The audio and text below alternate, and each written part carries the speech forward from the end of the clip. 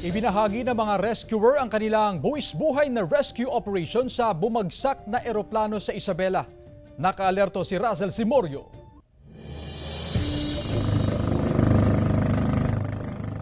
Mula sa pagtawid sa dagat sakay ng maliit na bangka.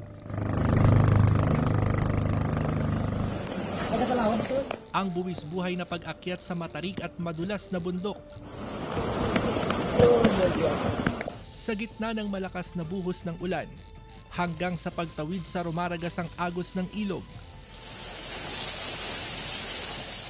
Ganyan ipinakita ng composite team na binubuo ng PNP, BFP at Palanan MDR-RMO ang tapang, malasakit at bayanihan sa search operation sa Piper plane na may tail number na RPC 1234 na bumagsak sa bulubunduki ng Sierra Madre. Nahirapan silang pupunta ron, sir, lalo na medyo lumalaki-laki pa itong mga sapa. Kaya siyempre walang daan na talagang possible na daan na talagang daan. So maghahanap sila ng daan nila. Nagsimulang rescue operation isang araw matapos mapaulat na nawawala ang Piper plane noong November 30. Lumipad mula Cauayan City Airport ang eroplano pero bigong nakalapag sa Palanan Airport. Hindi ininda ng mga rescuer ang panganib sa kanilang buhay. Matulungan lang ang mga naghihintay na pamilya ng dalawang sakay ng eroplano. Kahapon, tuluyan ng nalapitan ng mga ground rescuer ang bumagsak na eroplano.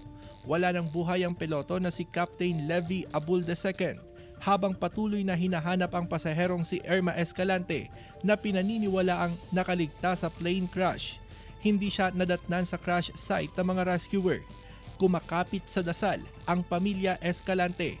Talagang kami balisa, kaya lang hindi pa rin kami nawawala ng pag-asa kasi wala pa naman resulta.